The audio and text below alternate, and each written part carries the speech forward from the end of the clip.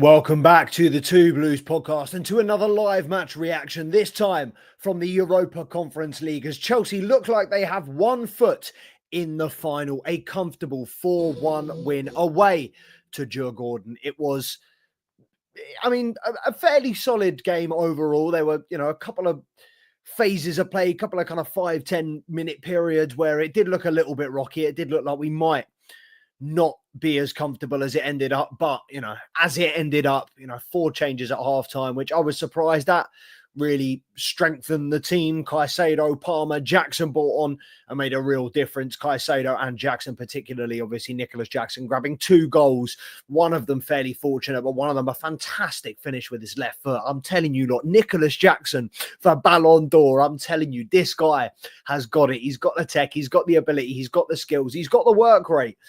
And, he grabbed 2 more goals tonight, back in amongst it. 3 in 2 games for Nicholas Jackson as we look to go into a crucial run of 4 games in the Premier League and Nottingham Forest as well. I'd be remiss if I didn't mention Brentford doing us a huge favour, pegging Nottingham Forest back. Same points.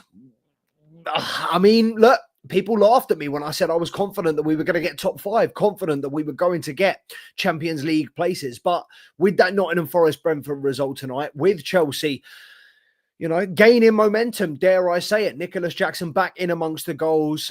I've got to say, Cole Palmer, poor again tonight. Should have scored. That little Caicedo dink over the top. Don't know what Cole Palmer was thinking, not to just hit that with his right foot. I don't know why he was trying to get it back on his left side. Overcomplicated the situation, and he could have had a goal tonight. Probably could have had 2 if he'd hit that one coming onto it off the corner, a little bit more pure into the corner. Potentially coming out of this game with 2 goals from 45 minutes. He's back on the score sheet, back in the scoring books. Back in form. But as it goes, another game for Cole Palmer. I think that makes it 17 without a goal. Yes, he managed to grab an assist, if you can call it an assist, just about managed to claim that with Nicholas Jackson capitalising on a mistake at the back from the goalkeeper and centre-back. But no dispute in the second Jackson goal. A great finish from Madueke in the first half.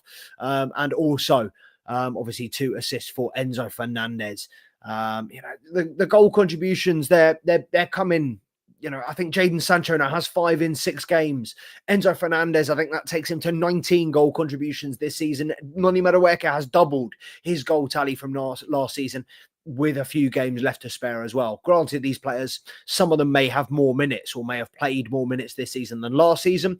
But I think in terms of the output, in terms of the goal threat, the goal contributions, obviously, but in terms of the goal threat in the final third, I think players like Enzo Fernandez, Noni Madueke, definitely up there with the most improved. I think for me, I'd argue, I think Noni Madueke, I think in terms of consistency and his contributions to the team as a whole, I think him and Enzo are neck and neck. I think Cucurella, you could argue, had a really good last 6 months, last back end of last year. So in terms of most improved, I think he's a little bit further behind, only because he kind of hit that level last season.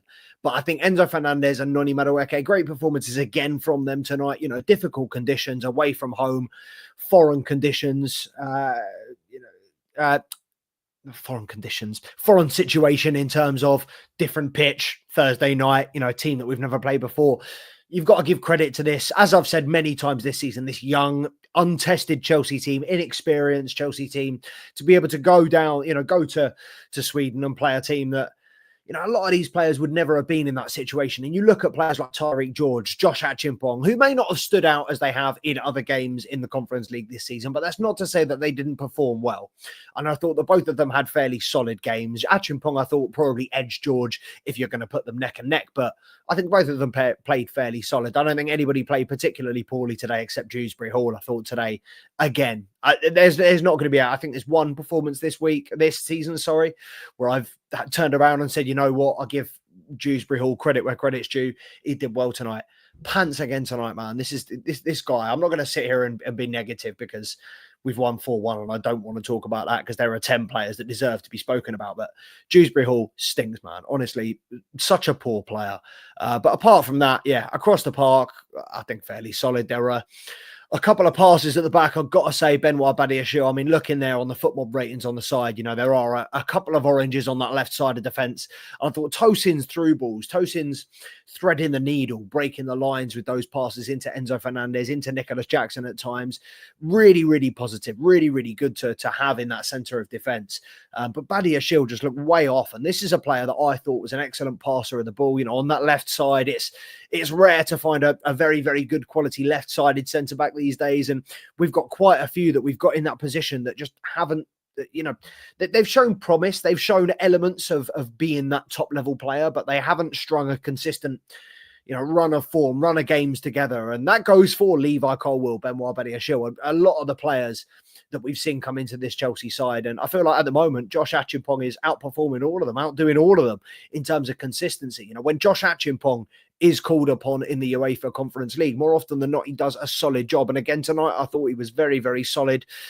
You know, hardly troubled going back, good contributions going forward. Work rate was exceptional, disciplined. I think for a young player, you know, he's one of those that carries himself 5-10 years ahead of himself. You know, he looks like he's been playing for donkey's years, when in reality, he is just breaking through into this Chelsea squad. These are still his first experiences in a senior team, let alone in Europe.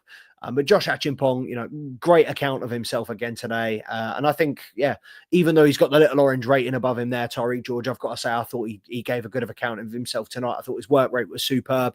Obviously, you've got to take into account he's doing a job that he's not accustomed to. He's doing something that he is not built to play. This is not his role as a number 9, whether it's a false 9 or an out-and-out striker, whatever you want to call it. I'd call him more of an out-and-out striker tonight. He wasn't kind of doing a more floating role kind of in the hole. He was pressing. He was that final man. And yeah, that's not his position. I think he looked more comfortable even when he came, you know, Jackson came on at half time.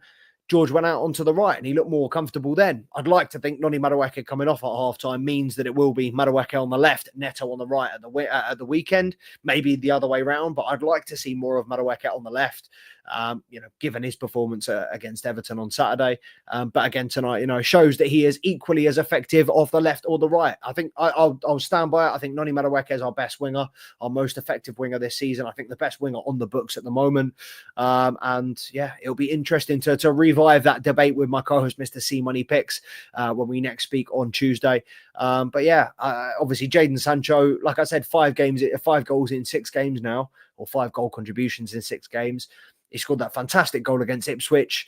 Is it too little too late for Jadon Sancho putting in these performances, given these contributions, when we only have 4 or 5 games left of the season? And it is kind of time ticking for Chelsea to make a decision on whether we trigger that 25 million clause or whether we pay that 5 million fee and send him back to Man United. But again, good account of himself tonight, worked well. Still, though, I just kind of want to see Jadon Sancho go and beat his man. You know, one too many times for me.